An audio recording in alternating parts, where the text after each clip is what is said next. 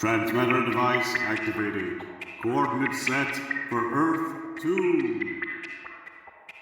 Hey everyone, welcome to a very special episode of the Earth 2 podcast, your weekly show that chronicles the origins and development of the DC Comics multiverse and the legacy of their Golden Age characters through the Silver and the Bronze Ages of comics. I'm Peter Watson. And I'm David Steele. Welcome back. Thank you for joining us. It's the summer of 1971, listeners, as the crow flies. And this week we're doing part one of the 1971 Justice League and Justice Society crossover. Part one being issue 91 of the JLA, published on the 8th of June 1971. It's quite a special, unique crossover, this one. It has a quality that none of the others really share, and you pick up on that very quickly as Peter describes the cover. Yes, we're still at that strange period where there's not really a proper DC logo. In the top left-hand corner, we have a kind of a shield with an eagle, I would say, on top. And across the eagle's wingspan, it says DC. And underneath, on the actual main part of the shield, it says Justice League of America. And to the right of that is the Justice League of America logo shield. Yay! At the very, very top, it says only 25 cents. Bigger and better. Yes, there's nothing to qualify it as a 52-page or 48 pages, don't take less. But listeners, we have an episode planned where we're going to talk about this whole 25 cents bigger and better and why it happened and all that sort of stuff. And some other things that we're theorising about and things, but don't worry about that. Anyway, back to you, Pete. Thank you, David. Below the shield, we have the main image of the cover. It's Batman. He's emerging from the Justice League of America transporter ship onto the satellite. In his arms is the limp body of the Flash, and his uniform's in tatters. Batman says, "Flash is dead. Which of us will be next?" And reacting in shock are Superman, the Atom, Green Lantern, and Hawkman. Gasp. Yes, it's great. We don't see the Atom's face. We only see him from behind. There's that little burst around his head, and it looks like Superman and GL are swirling round. And I love the way Hawkman's sort of mask is sort of shaded. Mm-hmm. You know, so that slightly late era Kubert sort of Don Heck sort of style. Yeah, it's really nice. And there's a single tear coming from Batman's right eye, which is very emotive. It is indeed, yes. I think we should have a minute's silence for the Flash. That's enough. Mm-hmm. Now, down either side, we have the roll call for the issue. On the left-hand side, we have the roll call for the Justice League of America, and it's Superman, Flash, Green Lantern, Hawkman, the Atom, special guest star, Robin. And down the right-hand side, we have the roll call for the Justice Society of America, which is Superman, Flash, Green Lantern, Hawkman, Atom, and special guest star, Robin. Ooh. So, have you clocked it yet, listeners? What makes this one special? It's an identical lineup for both teams. Fantastic. Gosh willikers. It's decades since I first read this story. Mm-hmm. And removing all the preparation that we've done in advance and all such things, looking at that cover, you can't help but think all of the counterparts teaming up, that's going to be the best thing ever. Yes. All the scenes of them interplaying and interacting with their counterparts, the other versions, this is going to be amazing. Yes. The bar is set high. Yes, we'll see if it follows through in the potential. Mm-hmm. This is our 27th Neil Adams cover. Okay. And it's a cracker. I think it's the lettering more than anything else. This has all struck me because the lettering is very similar to the JLA JSA team-up cover a couple of years ago with the kid with the lamppost smashing. The lettering, I've always in my head seen this as a Joe Kubert cover. Yeah. Do you know what I mean? Mm-hmm. The lettering's a big part of it. The presence of Hawkman obviously is another part of it. It's very stark, very simple, very effective. I wonder what happened to the Flash. Let's find out. Yes. Our opening page, tiny caption tells us the story's by Mike Friedrich, the art is by Dick Dillon and Joe Giella, and there's also a Justice League of America logo. And the caption for the first panel is very self-explanatory. The Sanctuary, satellite of the Justice League, 22,300 miles above the Earth. Yep, we see that little wheel in space hovering, and then we move inside. The next caption says, Present. Green Lantern, Atom, Superman, and Chairman Hawkman. Hawkman is wielding a gavel and saying, Absent with leave, Black Canary and Green Arrow. Absent without leave, Aquaman. Green Lantern remarks, The Seeking must still be miffed at us landlubbers for that tragedy that hit Atlantis. And there's a little star which leads us to a footnote that says, As recounted in last issue's Plague of the Pale People. We should point out that Atom Ray Palmer is sat on Hal Jordan's shoulder. That's a great little detail. I love it. Superman contributes to the conversation. We should have received word by now from Batman in his search for the missing Flash. And another little asterisk. takes us back to the same footnote, which says, as recounted in last issue's Plague of the Pale People. Well done, Peter, for handling that alliteration in only one take on each occasion. Well done. There we are. Or I could just edit in the same one. No, I don't know. Anyway, very timely as Superman says that, we get the caption for panel 3. Just then, Hawkman tells us what's happening. Someone beaming up on the teleporter. Yes, we see the teleport tube lighting up. This first page is like a 60s episode of Doctor Who style reprise of the end of the previous issue. Yes. You know, roughly the same camera angles, the same actors present, slightly different performances. The Atom still standing on Green Lantern's shoulder, and look, Green Lantern's chest emblem has disappeared. So it has. The Atom points and exclaims, "Signal indicators show it's Batman!" And sure enough, in panel 4, just like on the cover, Batman emerges from the transporter tube, cradling the limp body of the Flash, whose uniform is in tatters. Superman is appalled and exclaims, "Flash!" And the Green Lantern says, "He looks dead." And Batman says, "Justice Leaguers, we have a super crisis on our hands." Bam, bam, bam. Cue opening title theme music.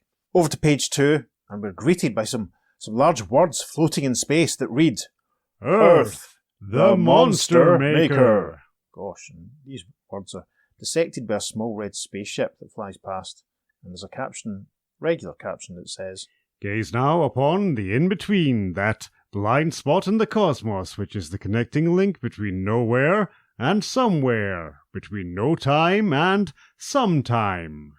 To journey here is a voyage of deadly danger. It is a mission of extreme necessity or extreme folly."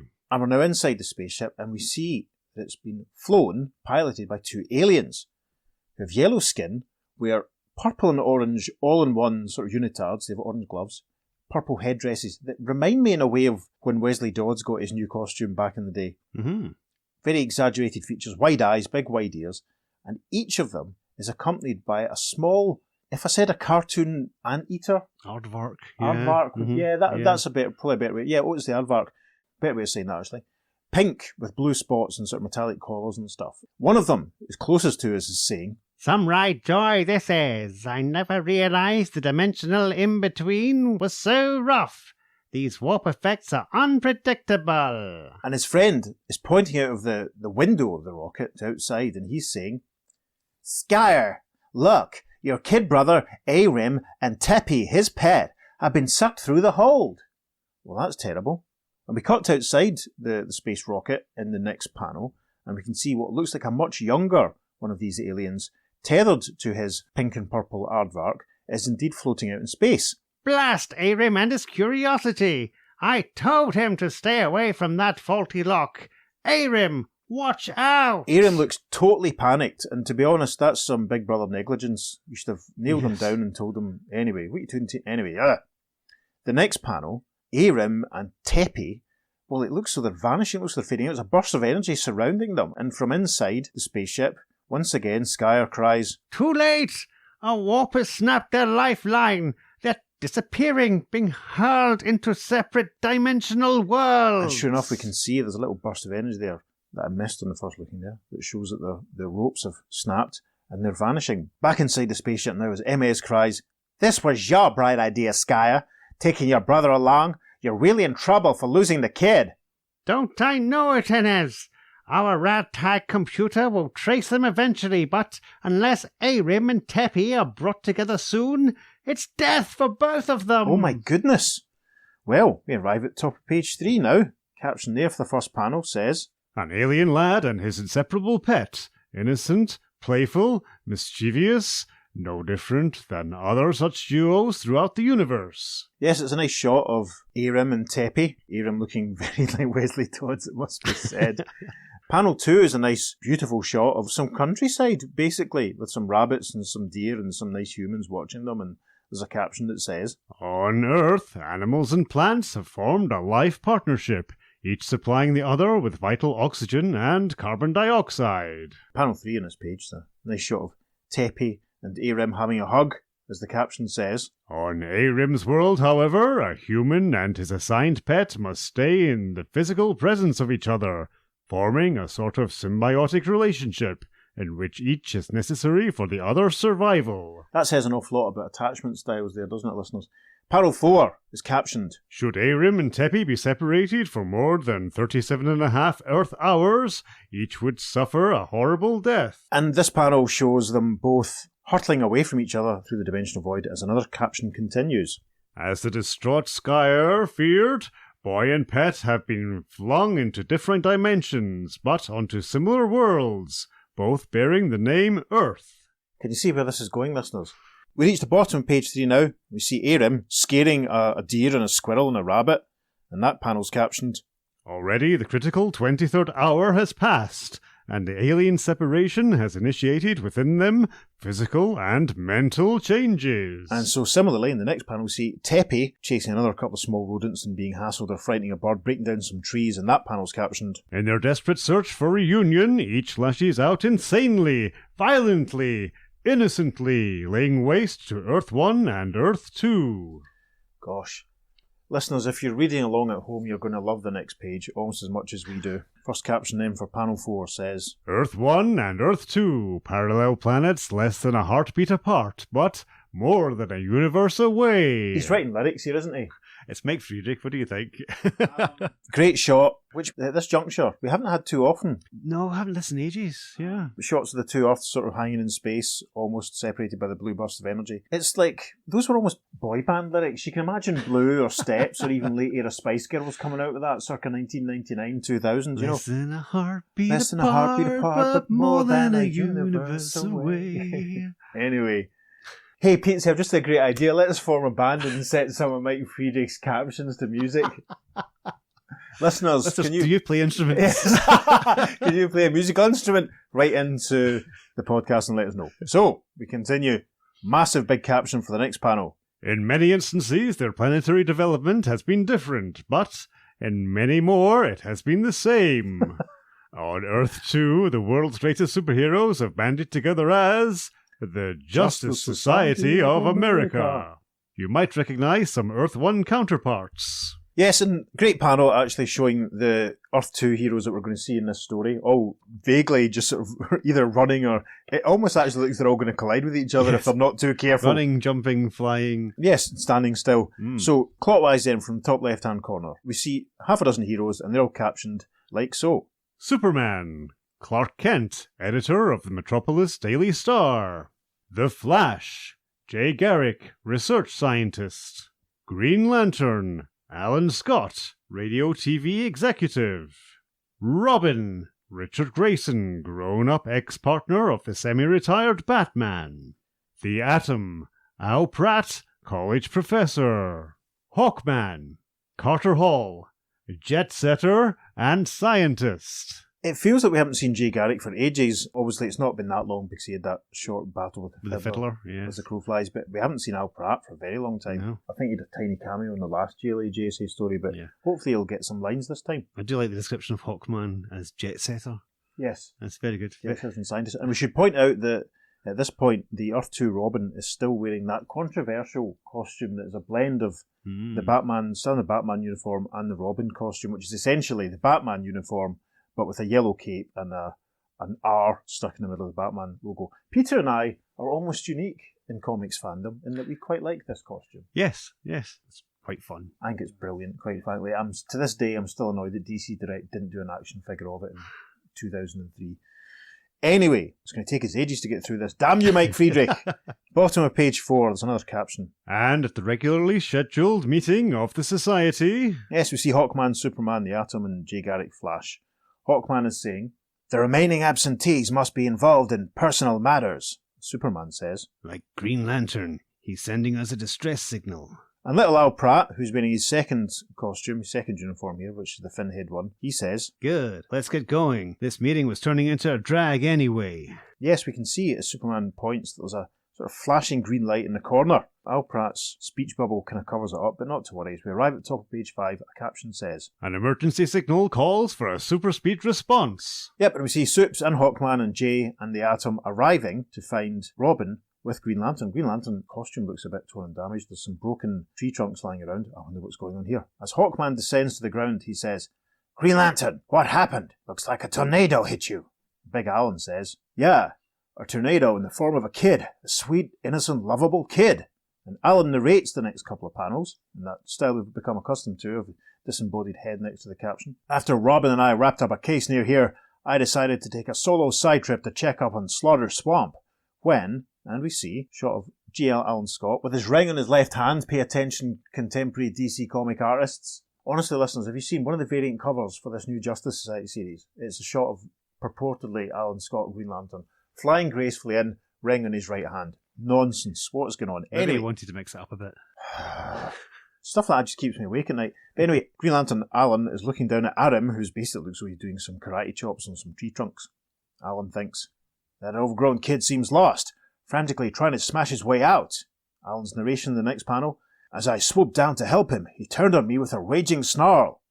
Aram cries, I telesense you can bring Teppy to me. And it looks like he swipes at GL and catches part of his uniform. Alan continues to narrate, with that, he attacked me with surprising, stupendous strength.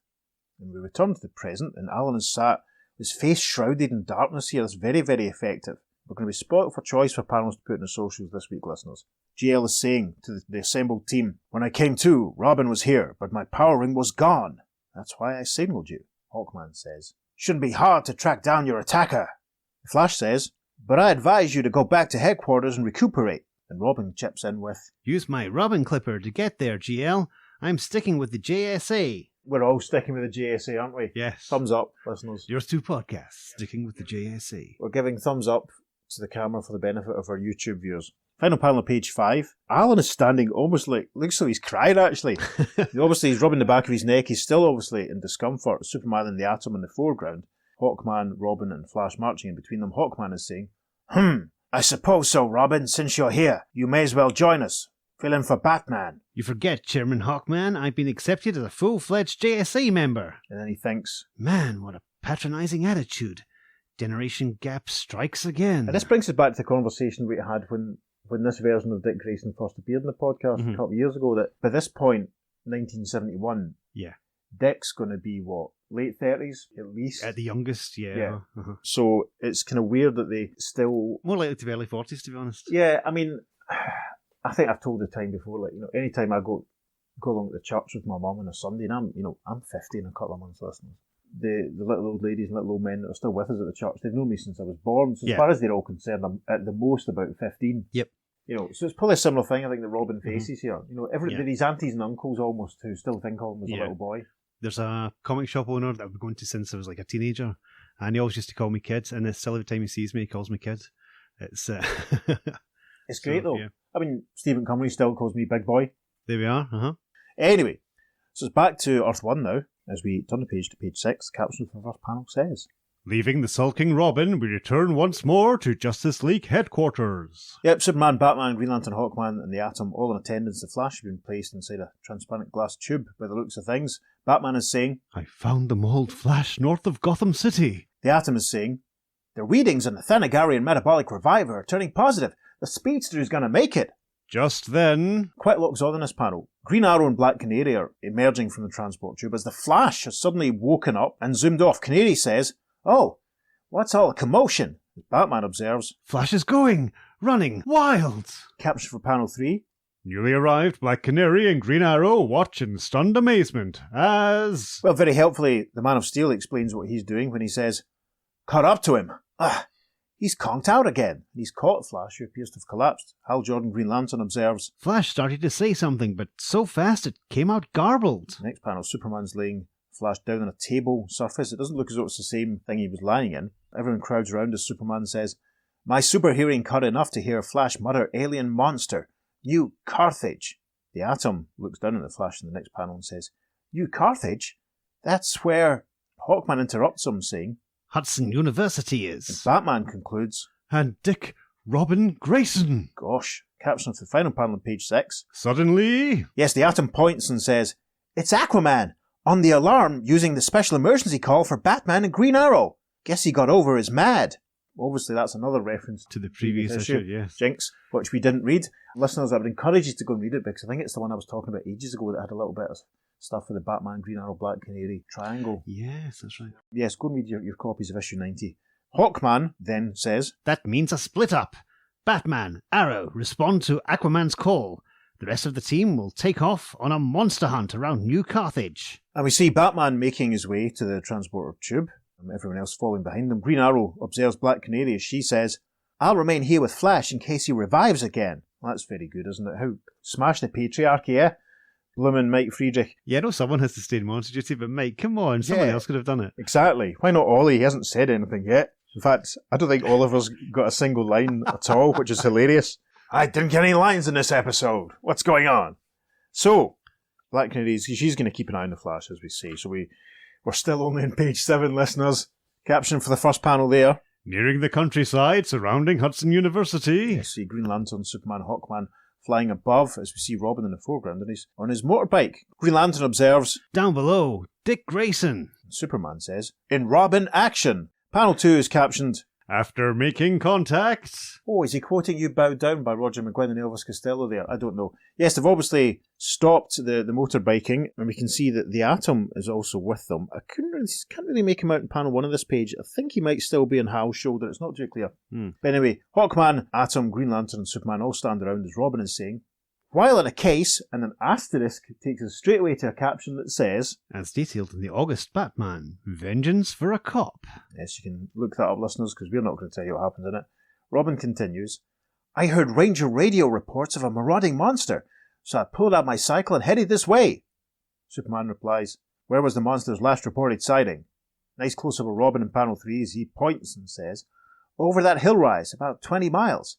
Might as well stash my bike and hitch along with you." Then, is it so frequently duplicated on the Twin Earths? Yes, Hawkman takes to there, bearing Robin in his arms, saying, "Well, long as Batman isn't here, you might help out a little." Robin doesn't look too happy, and another caption says, "And though unspoken, the Robin anger is precisely the same." The final panel then of page 7 shows the JLAers all flying along, the Atom still perched on Green Lantern's shoulder, and GL looking exactly as I remembered him as a kid, which is glorious to see. Supes observes, "Phew, look at that destruction. Trees scattered like matchsticks," and we can see a lot of verdant damage. Green Lantern reacts to a flash from his power ring and says, "Hey, what's my power ring zeroing in on?" In the first panel of page 8, he continues, "It's tuned in on a strange force. Weird vibes, like a link or a bond. Seems to be channeled into Earth 2. That's astonishing. The readout that he must be getting, it's like the way Jodie Whittaker's Doctor looks at a sonic screwdriver and reads off 10 pages of text. Yeah. That's fascinating.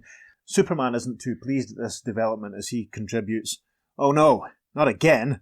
Another super menace that simultaneously threatens both our Earths." The Atom, who's balanced on Green Lantern's wrist at this point, great use of the Atom and what you can do with him. He remarks, "You better contact the Justice Society through your ring, GL." And then the caption for the next massive panel, and only on page 8, says, "Communication is established between the two justice groups and..." Yeah, it's a weird one here. It looks like some sort of void has opened up. There's a burst of white bleeding into sort of bluey-green energy, and these members of the Justice Society that we saw earlier on are hovering in midair above the JLAers who we've just seen. As they arrive, Jay Garrick's Flash says, "We were just on our way to fight our menace." And the Atom of Earth 1 says, "It'd be scientifically more sound for your Superman, Atom, and Flash to come here to handle our monster, while our GL, Hawkman, and Robin join your Hawkman and Robin in going after the boy menace." So they've obviously had a massive big recap off camera here, very quickly, about everything that's been going on. I would like to know the science behind this. Yes. Anyway, Superman of Earth 1 then pipes up with, "Playing a hunch, Adam? Or a theory?" And then Hal Jordan's Green Lantern says, "My ring should be able to handle the crossover, provided everyone adds his willpower to my own." Final caption of page 8, which shows all the heroes flying all over the place, is captioned, "The body-wrenching experience of crossing the in-between is matched by the combined determined will of 10 heroes." We should point out that the chest symbol on the Superman of Earth 2 that we see in this large panel on page 8 is veering towards the sort of recognisable one that they start using for him. Mm-hmm. The sort of two goldfish swimming in opposite sides that John Byrne talked about. They're not as defined. It looks a little twisty of an S. We'll have to see how that progresses, see if we get another good look at it. Let's remember that Alan Scott and Barry Allen are both out of the equation at this point, so this is very interesting. Will we see Hal Jordan teaming up with Jay Garrick? That'd be a lot of fun. So yes, final panel of page 8 shows all the heroes splitting up and flying back and forth for whatever reason. We arrive top of page 9, and that's captioned, "Until now, Aram had led a childishly innocent life. Never before had he ever experienced the longing, the craving, the grasping for the pet which sustains him. Yes, it's a shot of Aram looking very unhappy and disorientated as he walks amongst a bunch of broken tree branches and tree trunks. There's a lot more captioning for the rest of this page. Next panel. But now, on this alien world of Earth 2, Aram has instinctively sensed power. The power of Green Lantern's ring to reconnect his broken lifeline. For brief moments, a weak contact had been made. The very contact picked up by the ring of Earth 1's Green Lantern. Yes, it's a shot of Aram in panel 2 here, looking at Alan Scott's Green Lantern ring, which is lighting up, obviously connecting with Hal's that we saw earlier on. Panel 2, Aram's kicking some stones because he's unhappy. The caption says, being unfamiliar with the trained, delicate operation of the power ring, Aram reacted just like an angry kid. Yeah, the next panel is captioned. Shoving the ring into his pocket, the confused boy cannot understand this world where he has become so strong, so swift, so destructive. Yes, he knocks down another tree, sending some animals scurrying away. The caption of the final panel of page 9. Nor does the lost lad comprehend the changes that have made him so terrifying to earth creatures, causing animals to fearfully flee from him. Yep, and that's some more beasties just running away. And so we finally arrive at the top of page 10. Thus, when the superheroes track down the menace of Earth 2... Yep, and poor Aram, bless him, actually sat crying, perched on a tree trunk, and he's thinking, why doesn't someone in this strange place help me? And we see in the background Green Lantern Hal Jordan of Earth 1, who's bearing the Robin of Earth 2, and Hawkman of Earth 2, who's bearing the Robin of Earth 1, and Hawkman of Earth 1 all arriving. Got it? Yep. Get it? Goods. Caption for panel 2. These newcomers look human, somewhat like himself, yet so different. There is but one thing for Aram to do. Please. There's a tearful shot of the child as he cries and says, Happy, my pet, take me to him, please. And in the next panel, the heroes have crowded around him. He looks very sort of distraught and upset. They're all leaning in, obviously trying to show some empathy, but there's a problem, because Hal Jordan says, strange, my ring can't translate his alien talk. And then Robin of Earth 2 says, sounds more like a snarl to me. But Robin of Earth 1 thinks, these guys, standing around, talking it over, I'm taking action, and he lunges forward, which obviously frightens Aram, who stands up, looks very panicked. Hawkman of Earth 1 says, Robin, no, wait. And then the caption rounding out this panel confirms, at last Aram does understand something, an attack, and how normal to defend himself. Yes, very dynamic panel running out page 10 as Aram grabs Robin and starts pulling at his uniform. Hawkman of Earth 1 says, the young fool, the alien is much stronger, faster. Hawkman of Earth 2 takes to the air in the first panel of page 11 saying, Robin, don't you go repeating your namesake's impulsive. No, Robin, no! And down on the ground, the adult Robin of Earth 2 is lunging forward to help his counterpart, and he's thinking, the one and only time I fought with the JSA, I helped lick the menace, but Hawkman wasn't there, so I have to prove myself all over again. And in panel 2, Robin of Earth 2 reaches forward and grabs Aram under the arms and helpfully thinks, got to get this kid freak off Robin by neutralizing his strength with a wrestling hold. Then he cries, Hawkman, grab Robin! And in the background, we can actually see Hawkman of Earth 1 flying down to grab Robin of Earth 1. There's a caption for panel 3. But with Aram's ever-increasing strength, even the skilled Robin cannot stymie him for long. Aram manages to, well, very helpfully, he gets loose as Robin says, he's broken my hold. But helpfully, Hawkman of Earth 2 is on the scene, and he grabs Robin of Earth 2, bears him up into the air saying, it's okay, Robin, I'll get you free. Everyone's up in the air on the next panel. Green Lantern bearing Robin of Earth 1 in a little green capsule, saying, listen, fellas, I don't want to take sides, but my Earth's Robin has been racked up pretty bad, and I elect Robin the Elder to take care of him. So I'm dispatching you both to the Batcave. And he creates a green power ring bubble, which bears both Robins away. Again, that's, at this stage, Robin of Earth 2 is probably going to be older than Hal. Yeah, definitely. Without a doubt. Yeah. So we're arriving at the top of page 12, and the first caption there says, that move may turn out to be a mistake, GL. Yeah, this panel shows Green Lantern descending back to Earth, but an angry Aram racing towards him, crying, Green Ring, bring me Tappy! And Hal says, huh? Big boy must be after my power ring now. And it looks as though in panel 2, Aram is pummeling at Hal. Hal's trying to duck down and shield himself as Green Lantern thinks, he's like a mountain lion, but I can't bring myself to fight a kid. Going under. Better make my ring invisible. Oh, yes, a flash from his ring. In panel 3, we see that Aram is grabbing Hal's wrist, and he looks very concerned, upset, disappointed almost as he cries, no ring! Ah! No Tappy! I'm I'm starting to feel some empathy for the kid now, honestly. Mm-hmm. He must be totally panicked. He must be terrified. They're not really doing too much to try and calm him down. Off panel, one of the Hawkmen says, "He's overpowered the lantern. We've got to stop him, kid or no in kid." the next panel, Aram hurls Green Lantern up into the air, crying, "Wingmen attack me! Must get away! Find Teppy!" and the two Hawks fly down, Green Lantern flying towards him. Hawkman of Earth 1 says, "Going to use GL as a weapon against us." yes, in the final panel of page 12, Carter of Earth 1 is struck by Hal, and Hawkman thinks, "Got me before I could wing it." gosh. In the first panel of page 13, Hawkman of Earth 2 observes what's happening and says, the two of them, KO'd, but at least Hawkman's anti-gravity belt is keeping him aloft. No such luck for GL. And sure enough, we see Hawkman. A great rendering, actually, because it's not the biggest figure, but hovering in the background, obviously unconscious, legs and arms draped, but he's still floating in midair, as Hal Jordan plummets below him to the ground. The caption for panel 2. Dash madly, Hawkman, faster than a fleeting falcon, save the stricken Green Gladiator. I hope Hawkman can hear the caption as he flies towards Green Lantern, hopefully to save him. But then the caption for panel 3 says, but beating wings are only good enough to break the Emerald Crusader's fall. yes, and Hawkman has managed to get underneath Hal and basically act as a cushion as they both collide with the ground violently, and it looks as though in an amazing colouring error, Green Lantern seems to have developed an extra arm. We can see one of Hawkman's feet. Oh no, that's not what it is. It's Hawkman's other foot. But sure enough, one of Green Lantern's gloves has been coloured red. It's very messy. Mm-hmm. Page 13, panel 3, listeners, look it up in your copies because we probably won't have room to put this on the socials. Final panel in page 13 is captioned, leaving only the retreating sounds of a frightened, lonely, sobbing boy. and Aram rushes off crying in the background, showing the unconscious Green Lantern and Hawkman in the foreground. First panel of page 14 is captioned, Call Teppy a monster, but he is a dumbfounded creature who has landed on a strange planet. yeah, these first 3 panels are basically images of Teppy running about, having a terrible time, smashing things up and being very upset. The captioning continues, With every step, every leap, Earthly grows, fall victim to his ever-increasing bulk. With every passing minute, the body changes that monsterized Teppy turn him into a destructive colossus.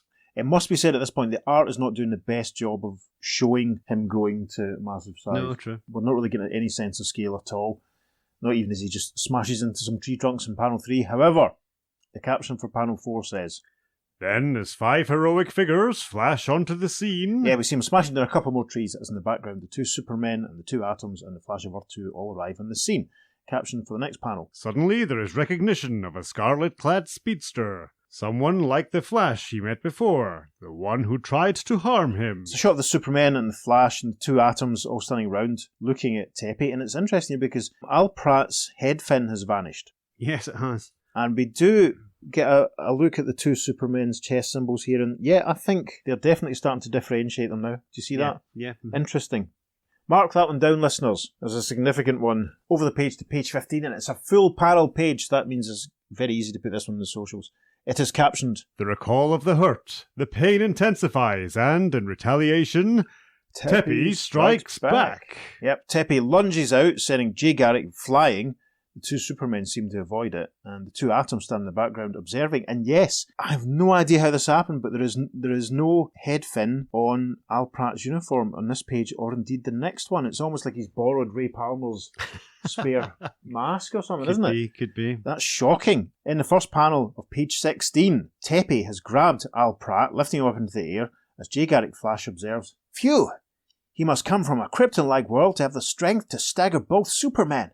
Only by a super-fast rolling with a punch was I able to minimise his blow. And we see indeed that, not too clear from the art on the previous page, both Supermen are down, so only Jay and Ray Palmer seem to be free. Ray Palmer points up saying, He's grabbed Adam! And a caption runs out this very messy panel saying, Spotting one who is small, like it's human, Teppy eagerly lifts him up, but the vital bond, the necessary life link, is lacking. So this leads to panel 2. So, naturally enough, the atom is angrily discarded. Yeah, and Al Pratt gets slammed chest down on the ground by the raging, scary... Actually, Teppy looks terrifying in these panels. Yes. Now you do get a sense of scale. Oh, mammy daddy. As he collides with the ground, Al Pratt says, He hurt my I'm feelings. glad he's still got his sense of humour. This is cracking in the next panel. Al's recovered enough to grab a piece of wood, and he smacks it on Teppy's face, but nothing happens, as Al says. And the same to you.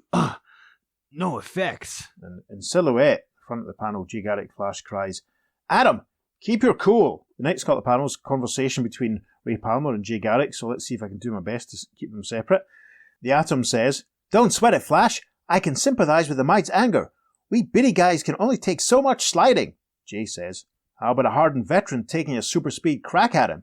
I have a better idea. An atomic brainstorm. Listen." Caption for the final panel of page 16 says, "With a super speed tailwind." Yes, it almost looks, this is a variation on the old Fastball special that yes, Wolverine and Colossus would get up to quite often on the page of the X-Men. It's obviously clear that Jay, smiling broadly, only Jay does, whirling his arm at super speed and hurling Ray Palmer's Atom forward. This is a great panel. I mean, look at the shading on the Atom there, that's fantastic. As he goes hurtling forward, the Atom cries, "Watch out, monster baby, here I come." And a tiny caption says we are continued on the second page following. Pass a full-page advertisement for National Diamond Sales. No age limit, no finance charges. World's finest military rings. Wow. World's finest military rings. That could be a spin-off. Yes. Anyway, shut up, Davey. First panel of page 17.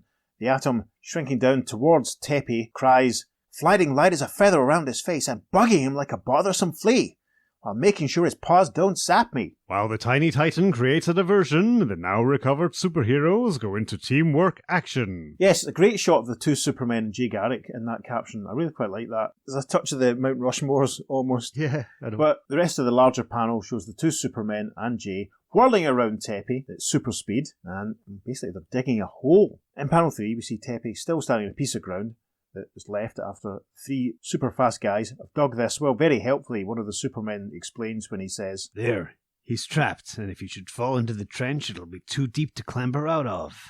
"I suggest a couple of us go to Earth too," says his counterpart. "There must be some connection between this monster and the alien boy." And then Jay chips in with, "I had the same idea, Superman. Follow my lead and I'll show you the way."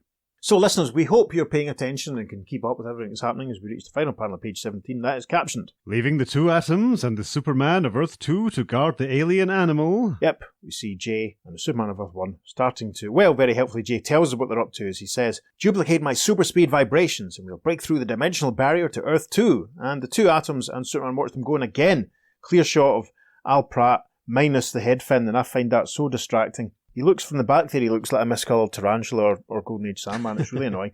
So yes, Flash and Supes of Earth 1 start to vibrate and fade out. Over the page, fleeing the 5 Crusaders who fought him, unaware of the 2 yet to come, Aram rushes blindly through the trees, tears welling in his eyes at his increasing isolation pain. When... Yep, and poor Aram, poor soul, trips over a tree and falls into a large puddle. Perhaps destiny has drawn him to this desolate place called Slaughter Swamp, for all happenings are in some mysterious way connected. Panel 3, a ghostly white hand is pulling Aram out of the water. Caption says, "Perhaps he was pulled by the uncanny sense of the Thing who dwells here." And the caption continues in the next panel, "The macabre man-thing called Solomon Grundy." Uh-oh! And listeners, this is probably the right moment to quickly drop in Man-Thing, the Marvel character who we alluded to every time Grundy was called the macabre Man-Thing. Yes. When he appeared in Showcase and what have you. Mm-hmm. Man-Thing had made his first appearance now. Issue 1 of Savage Tales. It was published on 19th of January 1971. Anyway, so, right, back to the plot. Yes, Solomon Grundy stands revealed. That awful walking cadaver in his black suit and grey shirt and white face, white hair. He looks down at the crying Aram and the caption says, "Not quite an animal, yet possessing human form.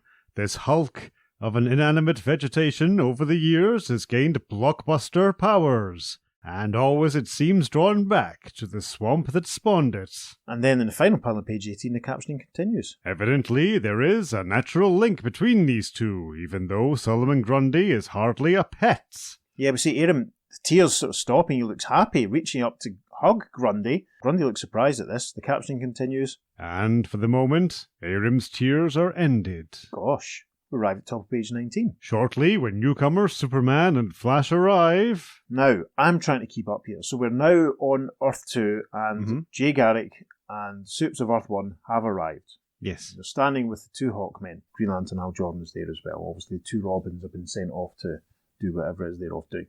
Hawkman of Earth 1 is saying, "Kid Colossus gave us all a rough time, but we're in good shape again to take him on." Jay says, "Then let's get going. No telling how much more damage is caused. Besides, Green Lantern's ring is still missing, and that boy's the key. Tracking Aram through his obvious trail. Yep, we see the two Hawkmen and Superman and Green Lantern of Earth 1 flying along, Jay on the ground. As they see, well, we can see Aram and Grundy on the ground in front of them. Hawkman observes, "Look, more trouble than we counted on." Green Lantern says, "The boy's with the other Lantern's arch-foe, Solomon Grundy. Let's hope the marshland monster is not in a belligerent mood." Caption for panel 3 then. When isn't he, Green Lantern? Yes, and the heroes have all landed on the ground. And we should point out in this panel that Hawkman of Earth 2, his helmet or mask has been miscoloured in blue rather than yellow. So that's very, very sloppy. Grundy looks, well, appalled to see the heroes. He stands in front of Aram and says, "Boy afraid, hide behind me. You others, Solomon Grundy still hate you, fight you again, kill you all." Jay Garrick Flash walks towards them, final panel of page 19, saying, "We don't have any grudge against you, Grundy. We just want the boy." Hal Jordan Green Lantern steps forward at this point, activates his power ring and says, "A power ring bubble will put Solomon out of action." And bubble forms around Grundy, as Grundy cries, "Ah, a bad green ring? You, Green Lantern!" And as we arrive now, at the top of page 20, the first caption says, "Having absorbed magical energy from Dr. Fate and power ring energy from Green Lantern in previous battles, the Man-Thing allows nothing to withstand his single driving thoughts." We need to watch when they stop calling him. Probably stop calling him right after this. That's funny, isn't it? Obviously, the Marvel Man-Thing starts appearing regularly in Adventure into Fear soon after this. Yeah. So basically, Grundy flexes as a burst of gold energy as he shatters the power ring bubble that he was caught in, crying, "Me hate Green Lantern! Me kill Green Lantern!" Hal, we only see the back of his head, but I think he's probably going to be a bit nervous, says, Can't say much for your vocabulary, but you do make your point. Caption for panel 2. Winged wonders swoop in on their prey. Two hawks fly in from above. Hawkman of Earth 1 says, "When we last battled Grundy, I was able to lift him up by the hair and make him helpless." Grundy sees them coming, reaches for a handy chunk of wood and says, "Birdmen, attack Solomon Grundy!" And he swats them back in the next panel saying, "But you not harm me, you not stop me from killing Green Lantern." Jay Garrick looks as if he's been added as an afterthought to this panel on the left-hand side as he thinks, "The Flying Aces trick didn't work this time, but maybe my super speed magic will."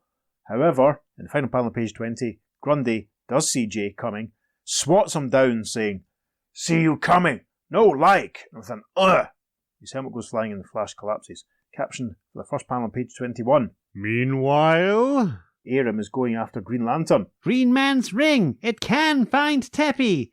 I must have pets! Bring Teppy to me!" And Hal sort of trips forward here. He's thinking, "Still too weak to defend myself." Next panel, Superman of Earth 1 finally joins the fray. Grundy looks enormous here in the scale. Superman looks tiny. Maybe it's just a perspective trick, I don't know. Superman takes a swipe at Grundy thinking, "Solomon Grundy's overcome my companions, but he can't be stronger than that alien monster. Stronger even than a Superman." Is this the first battle between Superman and Solomon Grundy ever? I think so, yes. Interesting. That's worth remembering, kids. Make a note of that as well, like we did about the Superman chess symbol, because obviously Grundy becomes quite a recurring villain for Superman throughout the later 70s. This is very interesting. Massive panel rounds out page 21, and it's captioned, "But how wrong you are, Superman! Through the swampland savage system surges the energy of magic. Your weakness."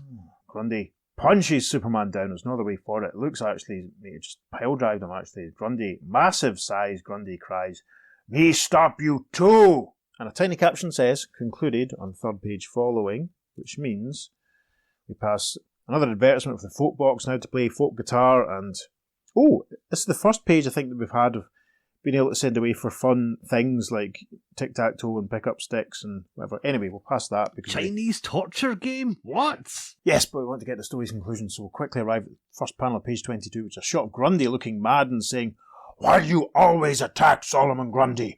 No more! Me take revenge!" Grundy lunges forward, grabs Superman, lifting him up, saying, "Me kill you all! Kill everyone!" And in the final story panel of this issue, he lifts Superman over his head as if to strike him down on Green Lantern, who's on the ground in front of him. Aram standing background looking concerned. The other heroes are all out for the count. Grundy roars, "Green Lantern, you first!"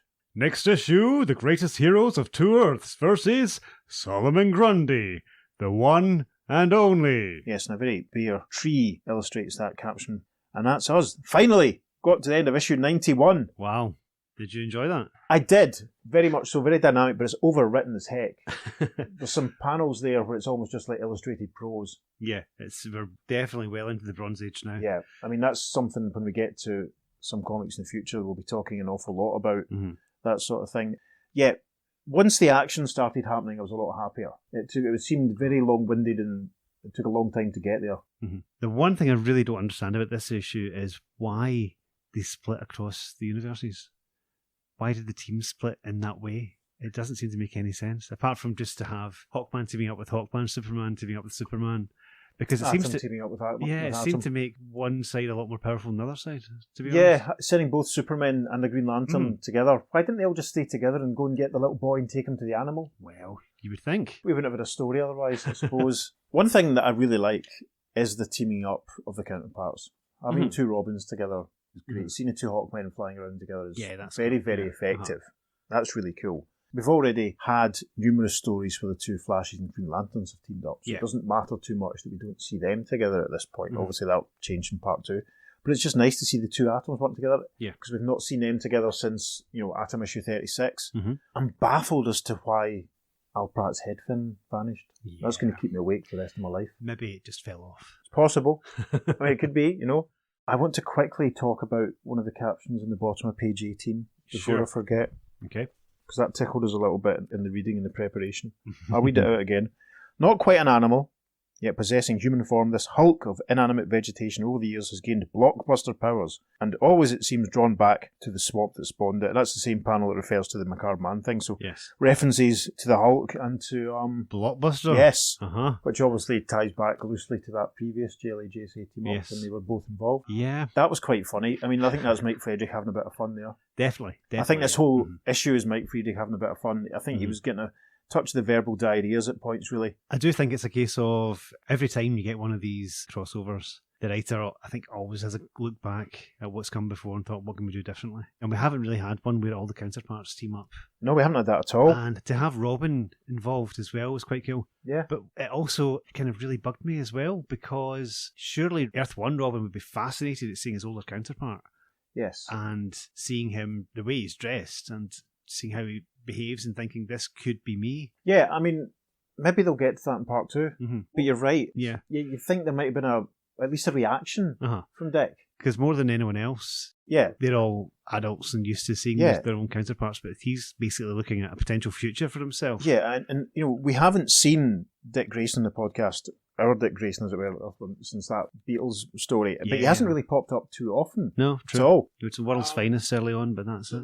Unless a conversation maybe took place off panel because they all split up, and then they have. I mean, obviously they have that horrible bit in page 8 when Ray Palmer seems to know everything that's been going on all of a sudden. Yeah. The caption does say communication is established between the two justice groups, and I mean that's the shorthand. But you can restructure that page a couple more panels to show the conversation and the catch up taking place. I think it's just untidy storytelling, but we can only guess that maybe the initial conversation with the two Robins maybe happened off camera as well. Obviously, we've read part 2 in advance. We know they've had a few conversations there. But you make an excellent point. It would have been a really good thing to have flagged up at this point. And, I mean, they could have lost half of the next page of Arim causing destruction and had a couple of panels of the two Robins saying, wow, nice to meet you. Yeah. That's really disappointing that didn't happen on camera, so to speak. Yeah. I found it interesting that Green Lantern's ring couldn't translate what the alien kid was saying. Yeah, I was very surprised at that. Yeah, because that would be a very short story if he could. I mean, are we told which dimension they originate in? Nope. Obviously, they can travel between them because they're in this in-between area. Yeah, so maybe it's just because they're from another dimension of the universe. Yeah, it must be. None of the sectors that the Guardians operate in, it's not a language that exists in any of those. Absolutely. So that's exactly what I was thinking. Logopolis once again. Yeah, I don't know, it's quite a messy in some ways, but in some ways slightly overcomplicated. But it's actually, I think we're suffering from having to perform it, as it were. See, if you were just reading it as a comic, it's very satisfying. I mean, the way the Grundy is introduced is very, very well done. It's very well paced. Yeah. There's a real novelty to seeing the Supermen together and the Hawkmen together, the Hawkmen flying around together. That's really, really cool. I like the artwork. It seems a little simplistic for some Dick Dillon styles. I think he's really found his niche now. Like I mentioned, there's the dramatic shots of Green Lantern falling from the sky. They look great. The creature on the Rampage stuff is really, really effective. Lots of shots of people flying, so obviously he likes having people flying. Well, it means he doesn't have to draw a background, it's just sky. So that's true. There you go. He crams a lot in. Yeah, we've speculated in the past that some of these stories might be done under bigger deadlines. Yeah. Let's talk about Grundy coming back, actually, because last time we saw Grundy was in the 4th ever JLA GSA team-up. That was back in 1966. Oh, wow. Okay. When he was brought down from that bubble that he was in. Mm-hmm. And it's interesting, the references back to Dr. Fate and Green Lantern, that he's imbued with magic. That's quite interesting. That shows the fanboy sort of side of Fate. I think that he's paying attention to those details. And absorbing magic from Slaughter Swamp as well. That's fascinating. It is. There's no other word for it. I don't have anything to add to that because you're right. It is cool. The whole Grundy Slaughter Swamp thing just fascinates me. And I like, as we highlighted, that he did fight Superman for the first time there. Yeah. Because, Crash Test Dummies have their Superman song, which has a line about Superman not making any money from fighting Solomon Grundy. It's obvious that Brad, or whatever his name is from the Crash Test Dummies, had either read issue 301 of Superman or 320 odd issue of Superman, or DC Comics, that famous DC Comics Presents that was also reprinted a billion times. It's really interesting to see their first proper clash, as it were, because it's going to become a recurring image, and we will see Superman and Grundy many more times on the podcast, pro rata.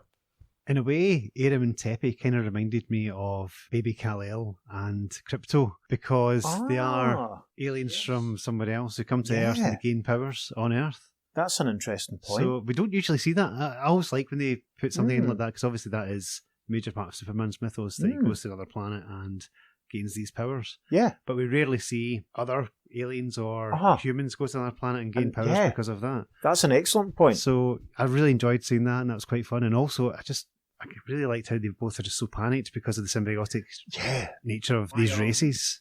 It's like the Trills out of Star Trek almost, and that they have their symbiont implanted in them. Sorry, it's been a long time since I've watched any modern Star Trek. I apologise. And obviously, if that's removed, then it's a major shock to the system. In my last job, I was in HMV for many, many years, and honestly, the number of lost kids that I helped, especially on Girl Street, especially round about Christmas, you'd see, it all seemed to be me that either dealt with it or spotted them, and I would always be like, "Are you okay?" Right, and lift them up, and who are you with? Where were you last time? There's one day I think I did helped 4 lost kids, not one after the other, but in one day. It was ridiculous, and the parents always say the same thing: you shouldn't have wandered off, and it's like, you should be looking after your kid. I used to always say that. Well, you just maybe keep a better eye on them next time. I'm avenging myself for all the times that my parents wandered off and left me behind. I really got the empathy with the panicked kids and stuff. Yeah. I hope we get a happy ending for them. I hope that they both don't lie dead in the Slaughter Swamp in a puddle in part 2. There you go. That'd be terrible. It's the ending, we're not expecting, but you never know. Gosh, who can say? Rascally Mike Friedrich, whatever he's called. So, this issue of JLA, issue 91, as we alluded, is 25 cents bigger and better. I'll be explaining how all that came about in an episode in a couple of weeks. This issue is rounded out. There's a reprint of the Our Man backup story, The Our Man Died, from issue 7 of The Spectre, which is nice to see again. And that, of course, came out on September 17th, 1968. Yep, nearly 3 years ago. Always nice to see Rex. And there's another story which is interesting from the point of view that there's a character who's in 2 panels who looks a bit like the Ted Knight Starman. Yes. And that was reprinted from Mystery in Space, issue 6, which is way, way back. Yes, that's the Knights of the Galaxy feature that ran in Mystery in Space 6, which came out on December the 12th, 1951. Superb. And the story's called The Day the World Melted. Yeah, it's an interesting story. It's a nice shot of the Statue of Liberty looking as though it's melted. So it's good to know that the statue will still exist in the 30th. It's another 30th century, Peter. Of course it's another 30th century. Are we going to have to do some digging into the Knights of the Galaxy to find out if there's any stories we should do? I think we may have to. So we'll skip ahead now to the letters page, the JLA mail room from JLA 95. And the first letter says, Dear Editor, this is more like it. After the last couple of issues, I was beginning to have some doubts about the Justice League. JLA 91 laid them to rest, at least for the time being. This issue was a pleasant surprise in more ways than one. First, of course, is the new size. Great! The enlarged magazine is certainly worth the 25 cents. This format is excellent, and I trust it will be continued for a long time, the economy permitting. Then there's the artwork for the Justice League story, Earth, the Monster Maker. For some time, Dick Dillon and Joe Giella have seemed to be in a rut. With this issue, they broke out of it, producing what may well be their best art ever. They may have been in part inspired by the script. Mike Friedrich seems to be pulling out of his slump. His story, if not quite of classic quality, was nevertheless enjoyable. Aside from the slight looseness of the plot, the only flaw in this story was in the selection of Justice Society members. It would have been nice if you had avoided straight-down-the-line duplication. Against this, the story had several good features. The JLAers behaved like themselves for a change. No bad sociology and no drawn-out sermons. Also, in Solomon Grundy, they and the Earth 2 heroes had a foe worthy of their attention. The choice of participating Justice Leaguers was good too. Green Arrow, Batman and Aquaman would have been out of place in this story, and were rightly excluded. All in all, a good story. A final thought. How about reprinting a Justice Society adventure as a serial in the back pages of this magazine? And that's from Stephen Barry, no address supplied.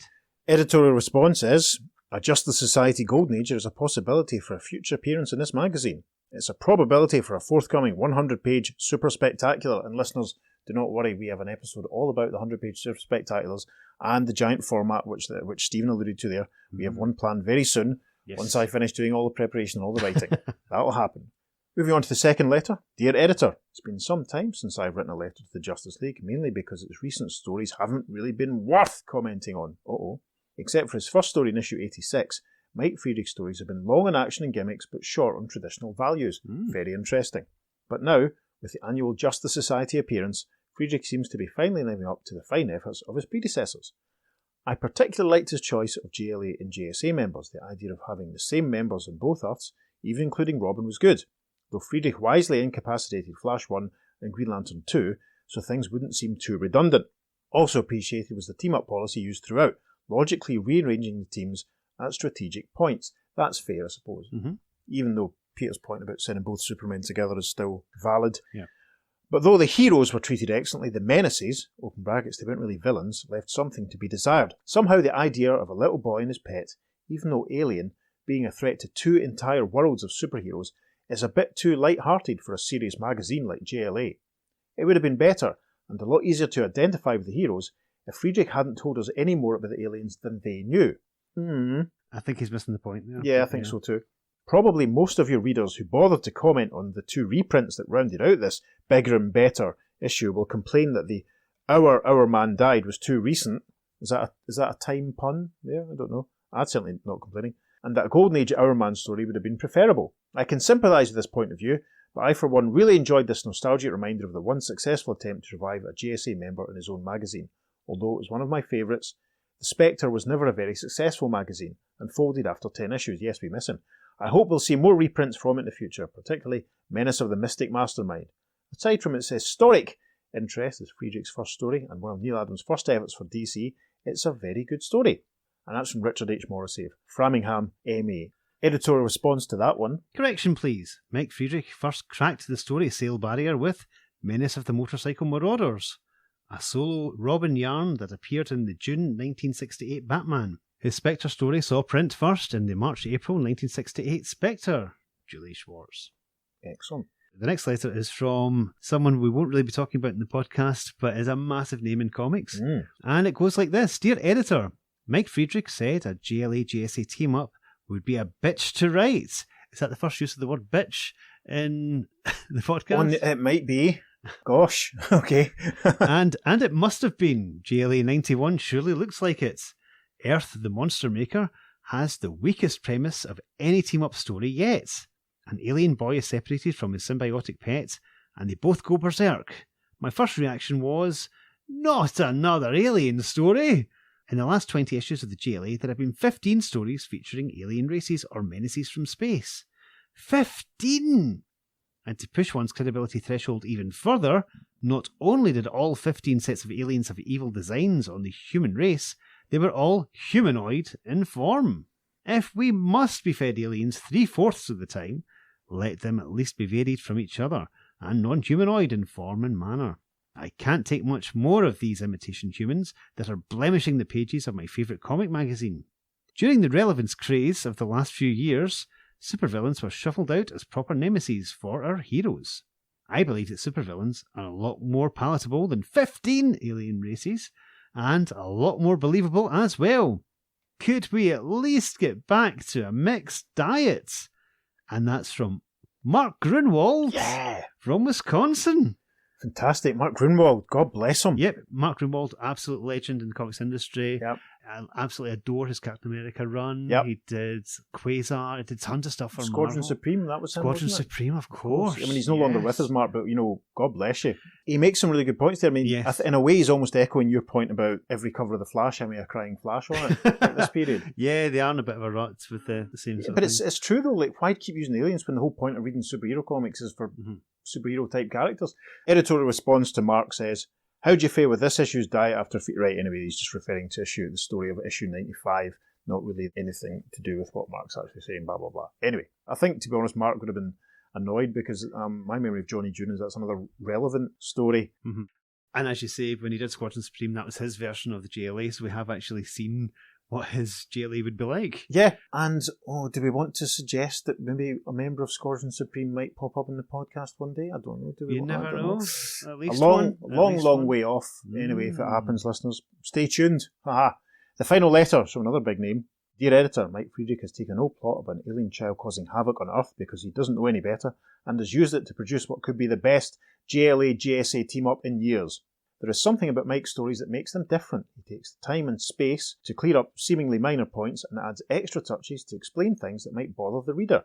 For example, he tells us that the Superman of Earth 2 is the editor-in-chief of the Daily Star. A great idea. He explains why Batman and Green Arrow won't be participating by sending them off to visit Aquaman, and makes a point of showing that even a grown-up Robin is apt to be looked down upon by the older heroes, and that's from none other than the Answer Man himself, Bob Rozakis, Elmont, New York. Fantastic. Indeed. We'll be hearing a lot more from Bob as we progress. So that's what the readers thought at the time, but what do you think? Please get in touch. You can email us at theearth2podcast@gmail.com. Follow us on social media because we'll have some lovely bonus material for you, as always. Lots and lots and lots of foreign covers and original art and all sorts of stuff. On Facebook and Instagram, we're at the Earth 2 Podcast, and Twitter at podcast_Earth2. If you're feeling generous, you could go to wherever it is you receive your podcasts and give us a nice positive review. That'd be much appreciated. It certainly would. Or you could just tell a friend. Tell a friend about the Earth 2 Podcast. Tell someone you think would enjoy it. How much you enjoy it. Yes. And spread the word. Yeah, feel free to, as many of our current listeners do, to retweet and share our posts. It's always appreciated.